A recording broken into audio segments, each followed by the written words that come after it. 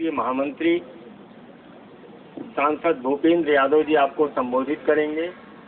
बगल में हमारे राष्ट्रीय प्रवक्ता श्री नलिन सत्यकाम कोहली जी हैं और उनके बगल में दिल्ली प्रदेश के मीडिया प्रमुख नवीन जी। मेरा सादर अनुरोध है माननीय भूपेंद्र जी से कि आपको संबोधित करें।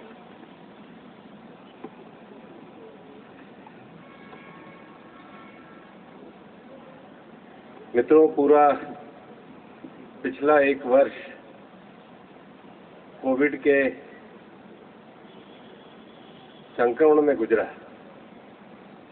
लेकिन भारतीय जनता पार्टी की सक्रियता डिजिटल माध्यम से और वेब मीटिंग के माध्यम से पूरे देश में रही।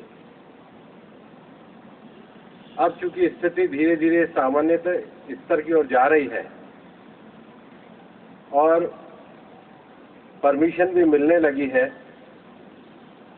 इसलिए अब ये भारतीय जनता पार्टी की पहली प्रत्यक्ष फिजिकली राष्ट्रीय पदाधिकारी, प्रदेश पदाधिकारी, प्रदेश संगठन मंत्री और प्रदेश प्रभारियों की अखिल भारतीय बैठक हुई है। हम सब लोगों का सौभाग्य रहा कि आज इस बैठक के उद्घाटन सत्र को माननीय प्रधानमंत्री श्री नरेंद्र मोदी जी ने संबोधित किया। भारत के यशस्वी प्रधानमंत्री श्री नरेंद्र मोदी जी आज भारत के नाम को बढ़ा रहे हैं, लेकिन आज उन्होंने सभी कार्यकर्ताओं को संबोधित करते हुए कहा कि भारतीय जनता पार्टी का जो मिशन है, भारतीय जनता पार्टी का जो संगठन है, ये केवल सत्ता प्राप्त करने के लिए नहीं है, बल्कि उसके लिए प्राथमिकता देश के लिए बड़ा कार्य करना है और देश को बड़ा बनाना है। और इसलिए संगठन को भी उसी हिसाब से अपनी गुणवत्ता का विकास करना चाहिए और सबका साथ सबका विकास, यही भारतीय जनता पार्टी का मूल मंत्र है। और इस मूल मंत्र की थ्योरी को लेकर ही भारतीय जनता पार्टी देश में सकारात्मक कार्य कर रही है। चाहे जीएसटी सुधार का विषय हो, कृषि सुधार का विषय हो, फ्रेट कॉरिडोर का विषय हो, देश में लगातार सुधार के कार्य करते हुए भारत को आगे बढ़ाने का काम ये भारतीय जनता पार्टी की सरकार ने किया है। माननीय प्रधानमंत्री जी ने यह भी कहा कि आज देश में विकास के लिए एक सकारात्मक माहौल है और इसलिए देश के विकास के लिए सबको आगे बढ़कर के पार्टी के संगठन का विस्तार करते हुए भारतीय जनता पार्टी के कार्यकर्ताओं को नेशन फर्स्ट के लिए काम लगातार करते हुए संगठन को बढ़ाना चाहिए। हम सब लोगों का ये सौभाग्य रहा कि माननीय प्रधानमंत्री जी का बहुत सरल, सहज और कार्यकर्ताओं से सीधे संवाद के रूप में आज जो उनका मार्गदर्शन मिला, सभी आए हुए पदाधिकारियों के मन में और प्रभारियों के मन में काम करने की, काम की गति को बढ़ाने की, पार्टी की गुणवत्ता के विकास करने की और एक नए तरीके ऊर्जा के साथ सब लोग संचारित हुए। आज की इस बैठक में एक राजनीतिक प्रस्ताव देश की वर्तमान परिस्थितियों को लेकर के पारित किया गया और हम सबको ये पता है कि कोविड-19 की महामारी में जब दुनिया में ये प्रश्न उठता था कि इतनी बड़ा संकट आने के बाद 130 करोड़ की आबादी कैसे अपने संसाधनों को, अपने आर्थिक विकास की यात्रा को और अपने लोगों की हर जरूरतों को पूरा करने में देश कैसे सक्षम होगा, समय ने इसका उत्तर दिया है। जैसे ही 24 मार्च को लॉकडाउन घोषित हुआ, 48 घंटे के अंतर्गत ही प्रधानमंत्री गरीब कल्याण योजना आई, 2,76,000 करोड़ का पैकेज आया, फिर आत्मनिर्भर भारत 1, आत्मनिर्भर भारत 2 का पैकेज आया। और इतना ही नहीं, इस दौरान में भी चाहे 29 कानूनों को संशोधित करके 4 लेबर कोड बनाने का विषय हो, देश की जो निवेश के लिए पूंजी के माहौल बनाने के लिए बैंकों का विलयकरण करके उसके लिए संस्थान खड़ा करने का विषय हो, भारत के किसानों की उत्पादन, भंडारण और वितरण की सुविधा के लिए नए कृषि कानून बनाकर कि देश के कृषि क्षेत्र में इंफ्रास्ट्रक्चर को बढ़ाना, किसानों के उत्पाद का मूल्य बढ़ाने का विषय हो, चाहे देश में 80 करोड़ लोगों को कोरोना काल तक मुफ्त राशन देना, 8 करोड़ महिलाओं को उज्ज्वला का कनेक्शन देना और 40 करोड़ गरीब, बुजुर्ग, दिव्यांग महिलाओं के सीधे खाते में राशि पहुंचाकर उनको संबल प्रदान करना हो, हमारी पार्टी ने अपने राजनीतिक प्रस्ताव में इसके लिए केंद्र सरकार, माननीय प्रधानमंत्री जी का अभिनंदन किया है। कोई भी राजनीतिक दल जनादेश की कसौटी पर भी कसे जाते हैं। इस दौरान बिहार में भारतीय जनता पार्टी की विजय, जम्मू कश्मीर और लद्दाख में भारतीय जनता पार्टी को लोगों के जनादेश से मिलने वाला समर्थन, गुजरात की 8 विधानसभा के उपचुनाव में जीत, तेलंगाना के म्यूनिसिपैलिटी के चुनाव में भारतीय जनता पार्टी की ऐतिहासिक बढ़त और देश के अन्य राज्यों के भी स्थायी निकाय, चाहे राजस्थान के स्थायी निकाय हुए हो, चाहे आसाम के बोडो क्षेत्र में स्थायी निकाय के चुनाव हुए हो और चाहे देश के अन्य क्षेत्रों में हुए हो, उस पर भारतीय जनता पार्टी की सफलता पर सभी कार्यकर्ताओं को बधाई दी गई। इस अवसर पर श्रम कानून, कृषि कानून, निवेश, इंफ्रास्ट्रक्चर जैसे विषयों पर भी सरकार का अभिनंदन किया गया और उसके साथ ही साथ पार्टी में आने वाले 5 राज्यों के जो चुनाव हैं, पश्चिम बंगाल में जिस प्रकार से वहां की तृणमूल कांग्रेस की सरकार के द्वारा अलोकतांत्रिक, दमनकारी, तुष्टीकरण को पनाह देकर के राज्य की लोकतांत्रिक माहौल को खराब किया जा रहा है, वहां की जनता एक नई इबारत लिखने के लिए भारतीय जनता पार्टी को चुनाव में विजयी बनाने जा रही है।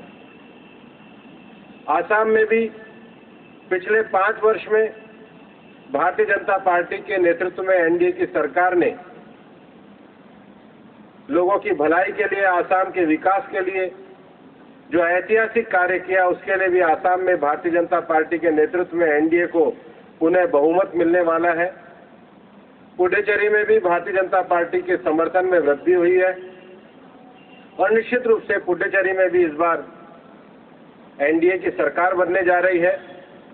तमिलनाडु में भी एआईडीएमके के साथ भारतीय जनता पार्टी का जो गठबंधन है, उसको भी विजय मिलने के लिए, लोगों का आशीर्वाद मिलने के लिए भारतीय जनता पार्टी ने संकल्प व्यक्त किया है और केरल में भी भारतीय जनता पार्टी अपने जनाधार को विस्तृत करेगी।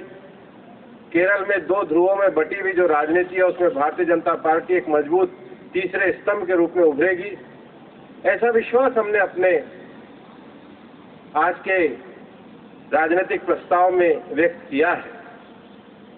इस अवसर पर कृषि सुधारों पर चर्चा, आत्मनिर्भर भारत के विषय पर चर्चा, 5 राज्यों के चुनाव की गतिविधियों के संगठनात्मक चर्चा और उसके साथ भारतीय जनता पार्टी के कुछ राज्यों में, जैसे हिमाचल प्रदेश में विस्तारक योजना, कर्नाटक में कार्यकर्ताओं को नए तरीके से, नए कार्यक्रमों के माध्यम से पार्टी को मंडल स्तर तक बढ़ाने की योजना, इस पर भी पूरे दिन की चर्चा हुई। इसका समापन करते हुए भारतीय जनता पार्टी के राष्ट्रीय अध्यक्ष माननीय जगत प्रकाश नड्डा जी ने सभी कार्यकर्ताओं को ऊर्जा के साथ संगठन के कार्य को आगे बढ़ाने का आह्वान किया।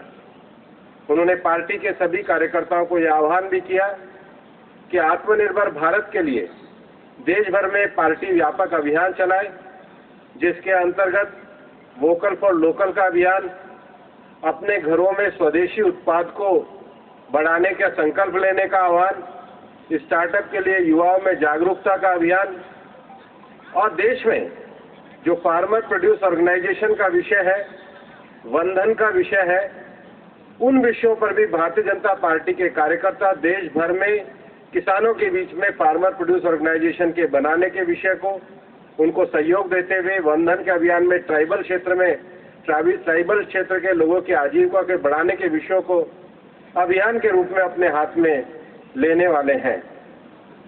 पार्टी का ये भी मानना है कि सरकार का जो पोषण जैसा एक महत्वपूर्ण अभियान चलाया जा रहा है, उस पोषण अभियान में भारतीय जनता पार्टी के कार्यकर्ताओं को, विशेष रूप से हमारे महिला मोर्चा को नीचे तक सक्रियता से विभिन्न स्वयंसेवी संगठनों के साथ भाग लेना चाहिए। आज इस बात को लेकर के एक अपने प्रस्ताव में भी और हमारी पार्टी का भी ये मानना है कि पूरे कोरोना के कार्यकाल में विपक्ष, खासकर कांग्रेस के द्वारा झूठ और भ्रम की बुनियाद पर देश में अनावश्यक भय पैदा करने की कोशिश की, लेकिन उनकी हर कोशिश पूरी तरीके से विफल हुई। कांग्रेस का एक विषय है, जब हम जीएसटी, वो अपने आप में जीएसटी लागू नहीं कर पाए, इसका उनको दुख है, लेकिन हम जीएसटी लागू करते हैं तो उनको विरोध होता है।